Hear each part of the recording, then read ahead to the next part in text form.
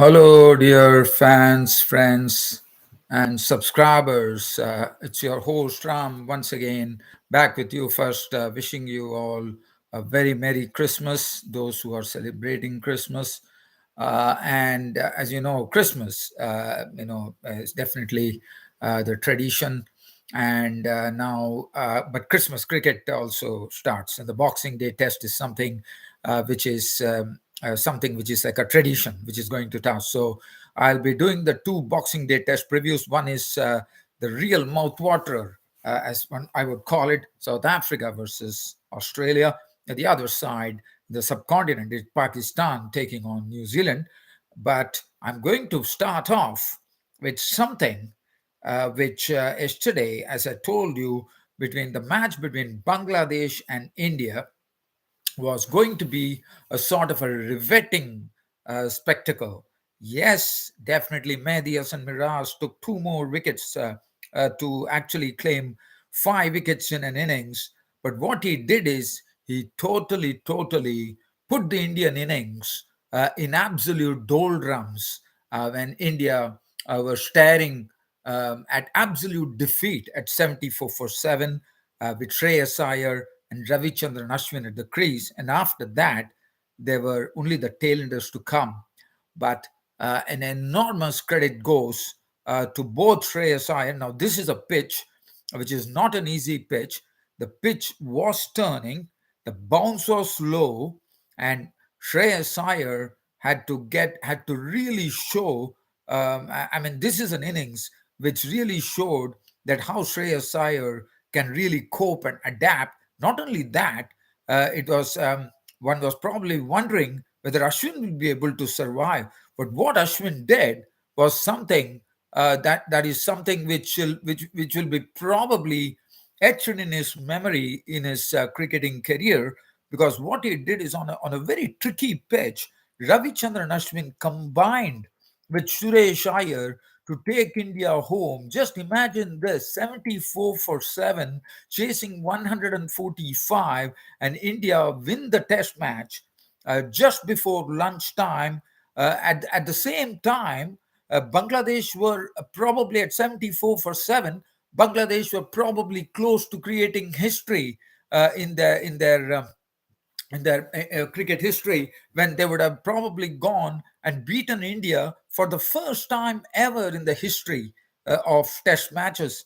But unfortunately, thanks to Shreyas Iyer and Ravichandran Ashwin putting up a great show, one could call, India not only managed to stave off defeat by winning the series 2-0 and collecting some important points to be perched second on the World Test Championships, but it also depriving Bangladesh of getting their first ever test win on their first ever test win. So Bangladesh have never beaten India in a test match, and yesterday I thought they had a golden opportunity, and that was totally, I would say, snatched away by the Indian firm of Shreyas Iyer and Ravichandran Ashwin. Take a bow, Shreyas Iyer and Ravichandran Ashwin taking India home. That was a tremendous effort, one would call it.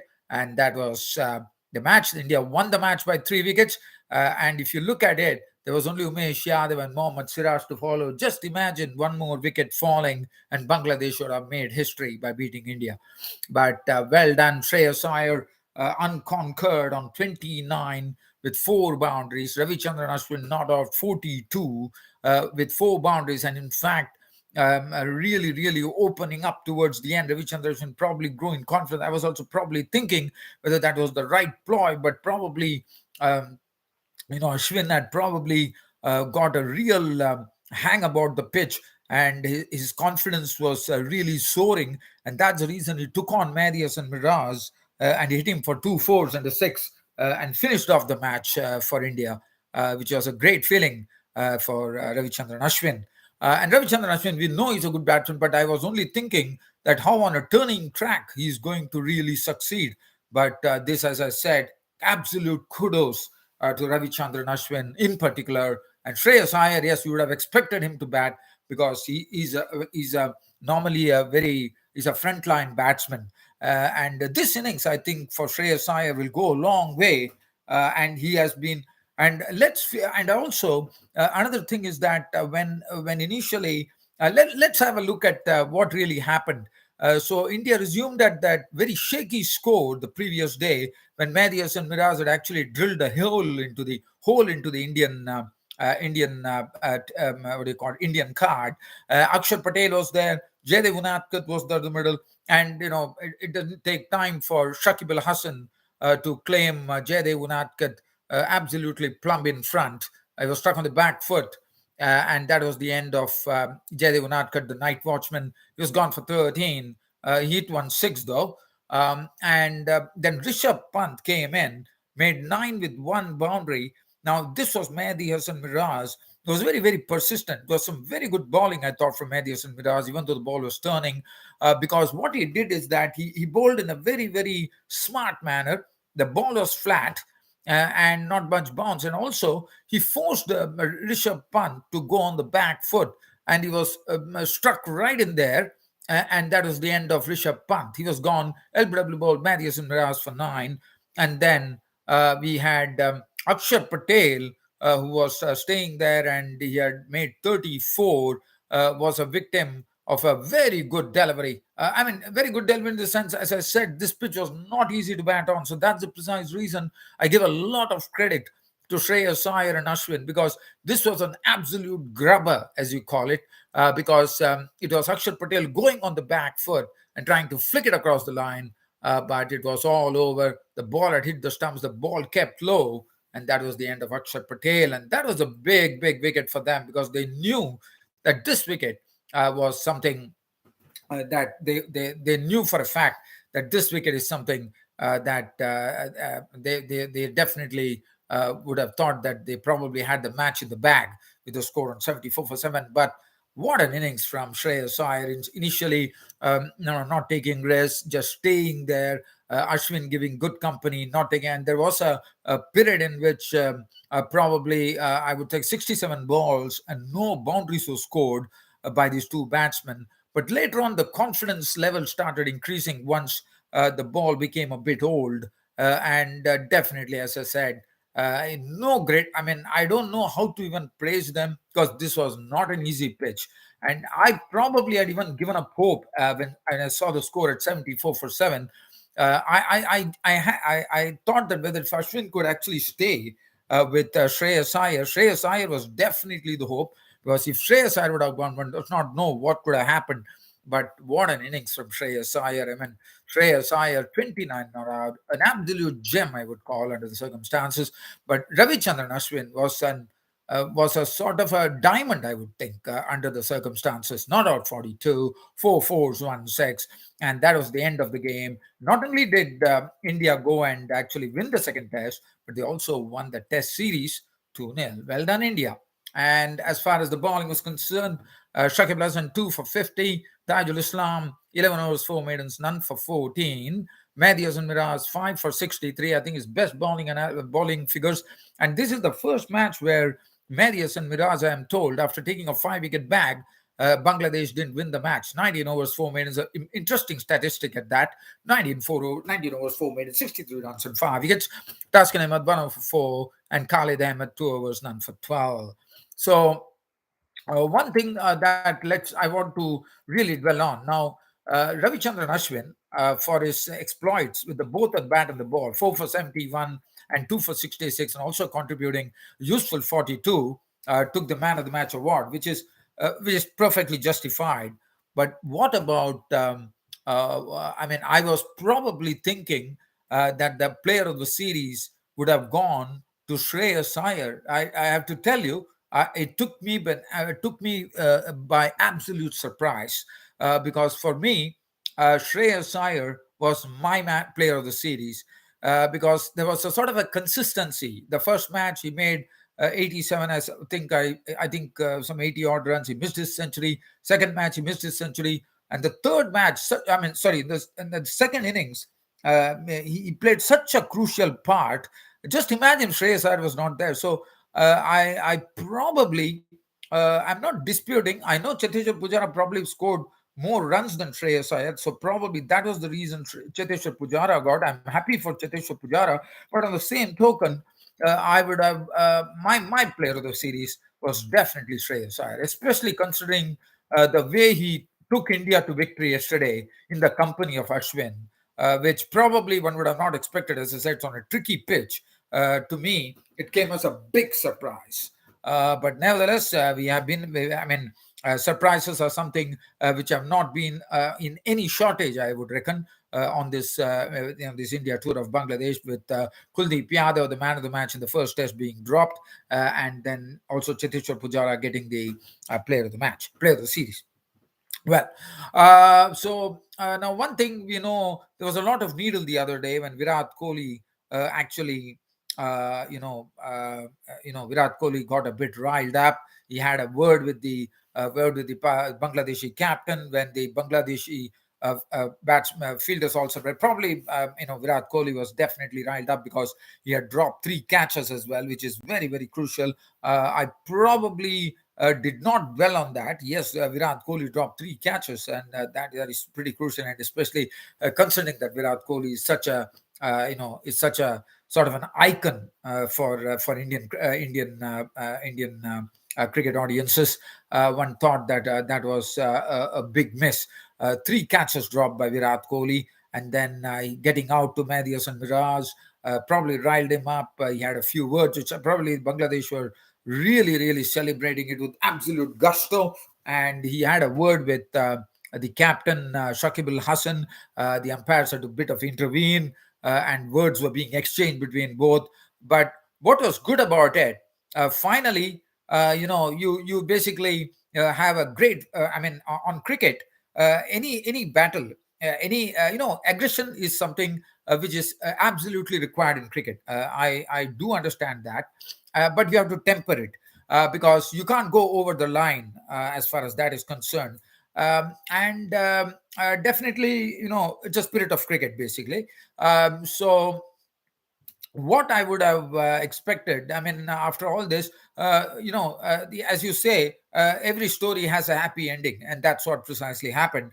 Because if you look at the ball which was bowled, Mehdi Hasan Miraz was absolutely frustrated when Ravichandran Ashwin took him for 16 runs. But look at Shreyas Iyer. What he did is that he just tapped him on his chest by probably telling, "Oh, my friend, I know it was hard luck, man. You really bowled well." So that was a good thing. And also another thing that we saw here was a very good gesture, I thought. I mean, Mehdi Hasan Miraz for Bangladesh, he has become a very matured cricketer now. I mean, whether it is batting, bowling, or fielding, I think he's 100% now. Now he is someone who is going to be like probably, I believe, when Bangladesh, Bangladesh have big names now. We have Shakib Al Hassan, who's an absolute icon for Bangladesh cricket. Then we have Mushfiqur Rahim. So I definitely feel that this bloke, Mehdi Hasan Miraz, is going to go a long way. Tomorrow, when he retires, I'm sure he's going to have he has really proved now he's a genuine all-rounder. Because and I think we are going to see a lot of runs coming from his blade, and also we are going to see a lot of match-winning bowling from this bloke. But yes, Bangladesh ran India very, very close, and they'll be happy that for the first time probably they really gave India a fright in a test match. But probably the day might come that they might probably put it across India. But well done, Bangladesh. And another thing, still keeping the talk on the happy ending. One was the Shreyas Iyer actually tapping Mehdi Hasan Miraz's chest, and the other one, Virat Kohli. Now that is something one has to really wait. I think Ashwin also probably gave a tap to Mehdi Hasan Miraz, which was a very good sort of a gesture, I thought. And then what happened was something which you probably would have not thought, but it happened. Virat Kohli the other day was riled up. He actually signed an autograph and actually gave it as a sort of a gift to Mehdi Hasan Miraz for his splendid bowling. And why not? That would have been a great feeling for Mehdi Hasan Miraz, getting it from such a great player like Virat Kohli. But nevertheless, as I said, every story has a happy ending, and I'm glad that it ended up in this way. But well done, Bangladesh. Definitely, there is a lot to look forward to. Their bowling is coming very well under the under the guidance of Alan Donald, who is really making them work hard. And I think they have a nice strike bowler, Taskin Ahmed. Their bowling is Ebadat Hussain is good. And I think that the bowling nucleus is being formed right now for Bangladesh as far as the pace department is concerned. From here now, so it's all over. India-Bangladesh Test Series all over. India beating Bangladesh 2-0. And now it is, as I said, after Christmas, the next day is a cricketing tradition. And where the cricketing tradition starts, it basically starts in Australia, where Australia and South Africa get on to the rivalry once again in front of a huge. I'm sure it's going to be a Christmas crowd out there.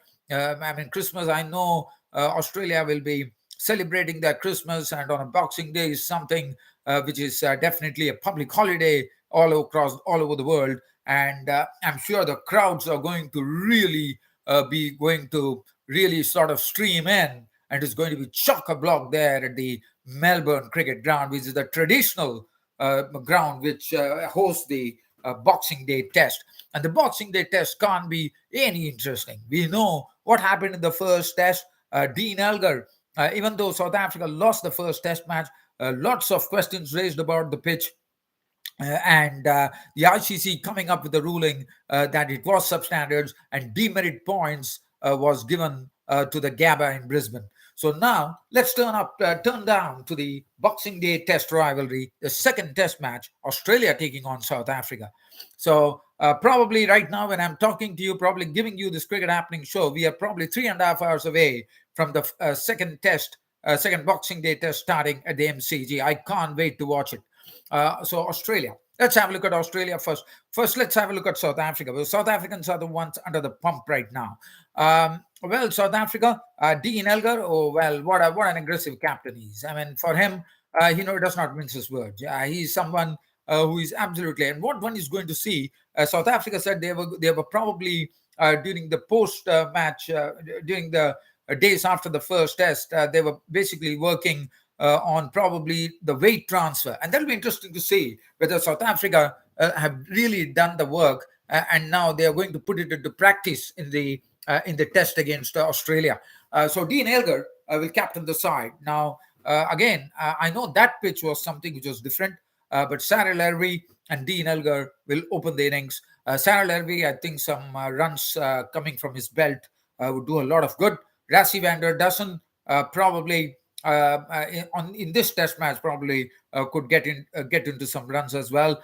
Temba Bavuma, I thought Temba Bavuma and Kaya Zondo and Kyle Vereen, these three players were the ones who were amongst the run. Kyle Vereen scored it in the first match, the first innings, and the second innings. Temba Bavuma was consistent. He had two 30-odd scores in both the innings, which is good. Kaya Zondo showed how he could actually deal with these vagaries of the pitch. And went the whole hog, and he was unbeaten at the end. So that was a good thing. So that would have given immense confidence to Kaya Zondo on playing on such a pitch. Marco Hansen was superb with the ball, swinging the ball at some good pace.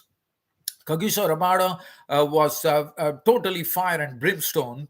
Nokia is normally the one who gives the sort of impetus with his extreme pace. And it will be interesting to see how Nokia goes in the second test match. Gidi complementing the bowlers Kagiso Rabada and Enric Nokia. And Keshav Maharaj, we all know what Keshav Maharaj brings to the table when it comes to whether it is batting, bowling or fielding. He always is a big contributor. Now let's turn on from this Boxing Day test onto another Boxing Day test, but not a real Boxing Day. Boxing Day test, if you talk about a Boxing Day test in cricket, it is Australia, no doubt about that. So let's go to New Zealand. Now New Zealand and Pakistan. New Zealand are embarking on their series in Pakistan, so they're going to play their first test match. This is going to be on the Boxing Day tradition again. It is going to be done on the 26th, which is the Boxing Day. There is no doubt about that.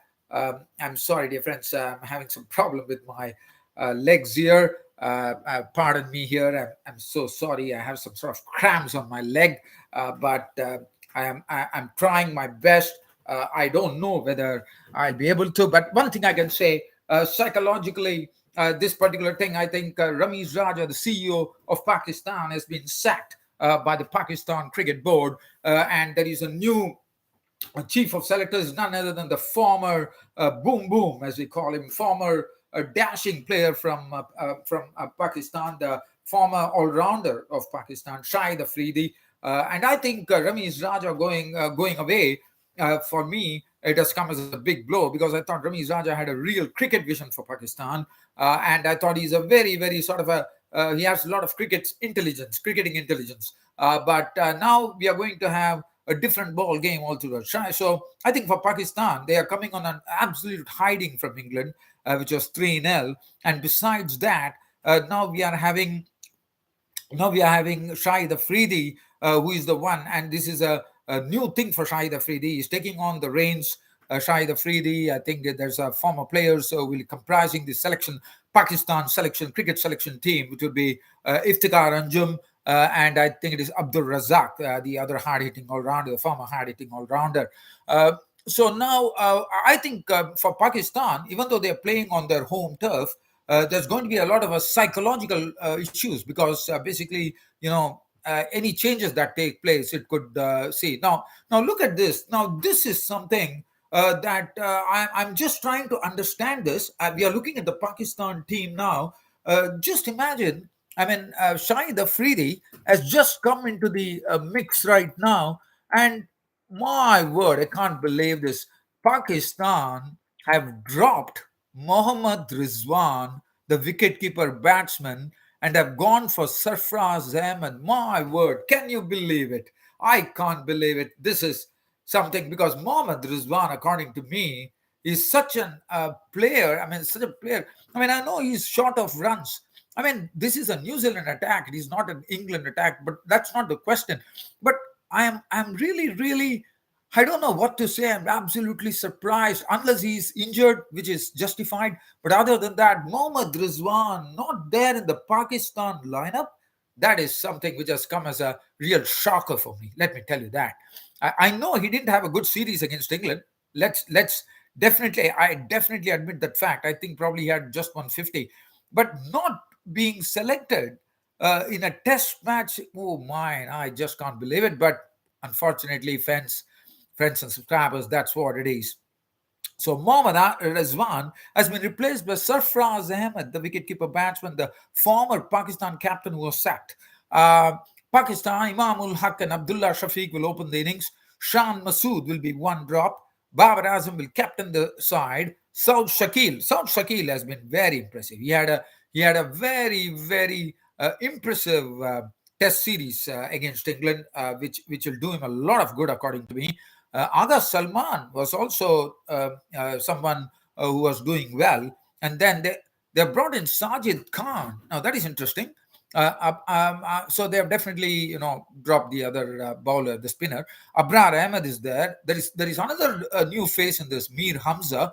And they've totally revamped the pace bowling lineup. I mean, their real strike bowler, Shaheen Shah Afridi, is not there. But they've brought in the express pace bowler, Naseem Shah.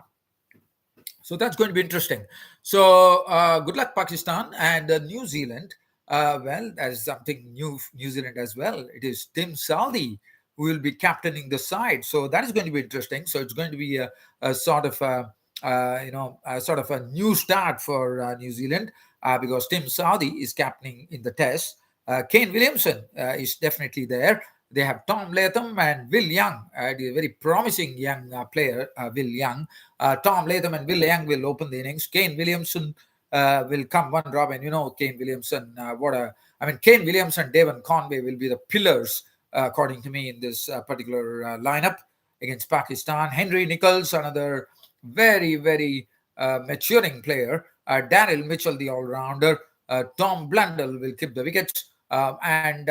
Yes, New Zealand have definitely known that, subcontinent pitches, especially in Pakistan, they would probably have some turning pitches and try to catch New Zealand there. So New Zealand have definitely done their homework, and they've got. I'm really, really, interested in seeing Michael Bracewell in action. He had a good time against the Pakistanis in the, I think, the one-day format, if I'm not wrong. and we'll be very, very happy to see him go how he go against Pakistan in the test matches, and probably the pitch might also suit him. And Neil Wagner, we know what Neil Wagner brings to the table. He brings that sort of aggression that pace bowlers need, and that'll be something really to have a look at. And Ajas Patel, who took 10 wickets against India, as you would remember, 9 wickets probably, and he's also playing.